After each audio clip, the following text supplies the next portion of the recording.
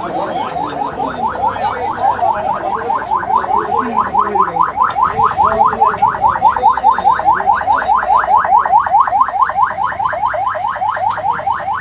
দর্শক, আমরা সরাসরি আপনাদের সাথে যুক্ত হয়েছি পটুয়াখালী জেলার গলাচিপা উপজেলার বকুলবাড়িয়া ইউনিয়নের পাতাবুনিয়া বাজার থেকে। আমাদের বকুলবাড়িয়া ইউনিয়ন গণধিকার পরিষদের আহ্বায়ক বাদল মাতব্বরের একটি স্মরণ সভায় তিনি মৃত্যুবরণ করেছেন কয়েক মাস আগে। তো তার স্মরণ সভায় প্রধান অতিথি হিসাবে এখানে উপস্থিত হয়েছিলেন গণধিকার পরিষদের সভাপতি ডাকসুর সাবেক বিপি জনাব নুরুল হক নূর ভাই। এখানে আসার পরে আমাদের স্মরণ সভাটি করতে একটু রাত্র হয়ে গেছে। তারই ফাঁকে হাসান মামুনপন্থী, বিএনপির হাসান মামুনপন্থী কিছু নেতাকর্মীরা বিপি নুরুল হক নূর ভাইকে এখানে অবরুদ্ধ করে রাখে, রাস্তায় গাছ কেটে এবং আমাদের কিছু মোটরসাইকেল তারা পুড়িয়ে দেয়। বিএনপির হাসান মামুনপন্থী আমাদেরকে এখন উদ্ধার করার জন্য আসছেন সেনাবাহিনী। আমরা সরাসরি আপনাদেরকে দেখাচ্ছি আমাদের বিপি নুরুল হক নূর ভাই এবং তার গাড়ি বহরে যারা এসেছিল সবাই এখানে অবরুদ্ধ। এখন রাত্র প্রায় 12:30। এই মুহূর্তে আমাদের সকল নেতাকর্মী সহ গলাচিপা উপজেলার বকুলবাড়িয়া ইউনিয়নের পাতাবুনিয়া বাজারে অবরুদ্ধ অবস্থায় রয়েছে। সেনাবাহিনী আসছে এবং প্রশাসনের লোকজন আসছে। আমাদের গলাচিপা থানার ওসি সাহেব সহ প্রশাসনের লোকজন এখানে এসে আমাদেরকে উদ্ধার করার চেষ্টা করছে, বিপি নুরুল হক নূর ভাইকে সহ। আমাদের হাজার হাজার নেতাকর্মীরা এখানে অবরুদ্ধ অবস্থায় ছিল, দেখুন। এবং বেশ কিছু বাইক তারা উড়িয়ে দিয়েছে। বিএনপির হাসান মামুনপন্থী যে নেতাকর্মীরা আছে তারা আমাদের কিছু লোকজন এই সমাবেশ শেষে বা স্মরণ সভা শেষে যখন বাড়ির উদ্দেশ্যে রওনা করেছিল তখন তাদেরকে মেরেছে এবং ভয়ভীতি দেখিয়েছে। দেশীয় অস্ত্রশস্ত্র দিয়ে তাদেরকে ভয় দেখানো হয়েছে এবং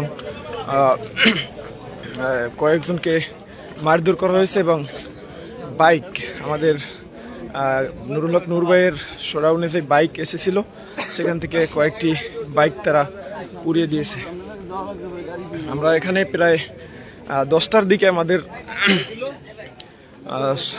স্মরণ সভাটি শেষ করেছিলাম, 10টার দিকে শেষ করেছিলাম। তারপর থেকে 2.5 ঘন্টা যাবৎ এখানেই আমাদের নেতাকর্মীরা সবাই অবরুদ্ধ অবস্থায় রয়েছে। এবং এই ঘটনাকে কেন্দ্র করে আপনারা জানেন যে বিপি নুরুল হক নূর ভাই তিনি কয়েকদিন আগে গলাচিপা উপজেলা ছাত্র অধিকার পরিষদের একটি পরিচিতি সভায় একটি বক্তব্য দিয়েছিল যে তাদের গ্রাম যে চরবিশ্বাস ইউনিয়নের চরবিশ্বাস গ্রামে সেখানে যে বাজারটি রয়েছে সেই বাজারের কিছু দোকান ডিসিআর করার জন্য 200-250 এরকম নাকি টাকা লাগে। সেই টাকা তাই 200-250 টাকা লাগে, কিন্তু বিএনপির কিছু নেতাকর্মীরা হাসান মামুনপন্থী যে বিএনপির ওই এলাকার সভাপতি রয়েছেন তিনি এবং তার কিছু সমর্থকরা 35,000 টাকা 30,000 টাকা করে নিচ্ছে। এই অভিযোগগুলো নূর ভাই যখন ঈদের সময় তার গ্রামের বাড়িতে যায় তখন সাধারণ ব্যবসায়ীরা, চরের খেটে খাওয়া মানুষরা সেই অভিযোগগুলো দিয়েছিল। আর সেই অভিযোগের ভিত্তিতে নূর ভাই এই বিষয়টা নিয়ে প্রতিবাদ করেছিল। আপনারা সকলেই জানেন যে নুরুল হক নূর ভাই সবসময় অন্যায়ের বিরুদ্ধে কথা বলে থাকেন।